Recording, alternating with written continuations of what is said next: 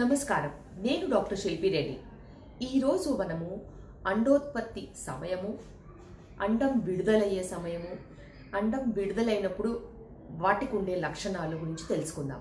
దీన్ని ovulation time, ovulation symptoms అని కూడా అంటారు. ఓవ్యులేషన్ అంటే ఏంటి? అండం విడుదలవ్వడం అనేది ఓవ్యులేషన్. అయితే దానికి గల లక్షణాలని ఓవ్యులేషన్ సిమ్టమ్స్ అంటారు. ఇది చాలా చాలా ఇంపార్టెంట్. ఎవరైతే ప్రెగ్నెన్సీ ప్లాన్ చేసుకుంటూ ఉంటారో వాళ్ళకి అండోత్పత్తి, అండం విడుదలవ్వడము, ఆ సమయానికి కలిసి ఉండడం అనేది కూడా చాలా చాలా ఇంపార్టెంట్. ఇది చాలాసార్లు చాలా మందికి తెలియదు. అయితే చిన్న చిన్న చిట్కాలతో మనం దాన్ని తెలుసుకోవచ్చు. ఎలా అంటారా? దాని గురించి మనం ఈరోజు మాట్లాడుకుందాం. ఎప్పుడైతే అండం విడుదల, అండం తయారీ వాటి గురించి అవగాహన వస్తుందో అప్పుడే మనము దాన్ని గెస్ చేయగలుగుతాం. అయితే ఒక అండం తయారవ్వడానికి సుమారుగా 14 నుంచి 15 రోజులు అవుతుంది. ఆ తర్వాత అండం విడుదలవ్వడానికి సుమారుగా 24 గంటలు పడుతుంది. ఈ విడుదలైన అండము ప్రెగ్నెన్సీ వస్తే అక్కడి నుంచి విడుదలైన 15 రోజులు 16 రోజులకంతా మనకి ప్రెగ్నెన్సీ టెస్ట్ పాజిటివ్ వచ్చే ఛాన్సెస్ ఉంటాయి. ఇది మనం గుర్తుపెట్టుకోవాలి. అయితే ఇవన్నీ కూడాను అండం తయారీ, విడుదల అనేది కూడాను రెగ్యులర్గా అంటే 30 రోజులు పీరియడ్స్ ఉన్న వాళ్ళకి మనము వాళ్ళ గురించే మాట్లాడుకోగలుగుతాం. ఎందుకంటే కరెక్ట్గా పీరియడ్స్ లేనప్పుడు అండం ఉత్పత్తి, అండం విడుదల అనేది మారుతూ ఉండే అవకాశం ఉంటుంది. ఒకవేళ 30 రోజుల పీరియడ్ సైకిల్ అయితే అండం తయారీ 15 రోజులు, అండం విడుదల 15వ రోజున 16వ రోజున అయ్యే అవకాశం ఉంటుంది. అలాగే అక్కడ అండం విడుదలైన దగ్గర నుంచి మళ్ళీ 14 రోజుల లోపు ప్రెగ్నెన్సీ అన్నా వచ్చేస్తుంది, లేకపోతే పీరియడ్ అన్నా వస్తుంది. ఇది మనకి 30 రోజుల సైకిల్ ఉన్న వాళ్ళకి. ఒకవేళ 45 రోజుల పీరియడ్స్ సైకిల్ ఉన్న వాళ్ళకి కరెక్ట్గా 30 రోజుల వరకు అండం తయారీ అవుతుంది. 31వ రోజు అండం విడుదలయ్యే ఛాన్స్ ఉంటుంది. అలాగే పీరియడ్ 45 రోజులకు వస్తుంది. సో ఇంచుమించుగా మనము ఒకవేళ రెగ్యులర్గా పీరియడ్స్ ఉన్న వాళ్ళకే ఇది మనం గెస్ చేయగలుగుతాం. ఎందుకంటారా? ఎందుకంటే ఇర్రెగ్యులర్ పీరియడ్స్ ఉన్నప్పుడు ఎప్పుడు అండం తయారవుతుందో తెలీదు, ఏ రోజుకి విడుదలవుతుందో మనం తెలుసుకోలేము, న్యాచురల్గా మనం తెలుసుకోలేము. అదే మనం ఫాలిక్యులర్ స్టడీ చేయించుకుంటే ఖచ్చితంగా అండం తయారీ అవ్వడము, అండం విడుదలవ్వడం కూడా మనం చెక్ చేసుకోవచ్చు. ఇవన్నిటికీ కొంచెం చిన్న సైన్స్ అవసరం.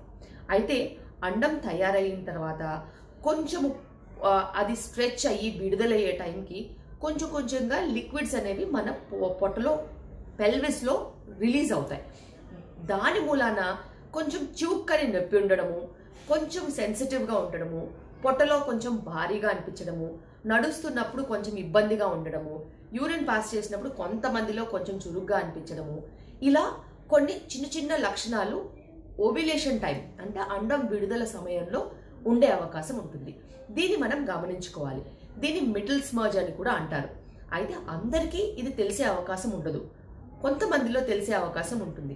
ఎప్పుడు అంటారా? ఎప్పుడైతే ఓవ్యులేషన్ స్కాన్స్ చేస్తూ ఉంటామో సుమారుగా ఎగ్ సైజు 18 నుంచి 19 mm 20 mm అయినప్పుడు అక్కడి నుంచి ఖచ్చితంగా ఒక 24 to 48 అవర్స్ మధ్యలో ఎగ్ రిలీజ్ అవుతుందని మేము చెప్తాము.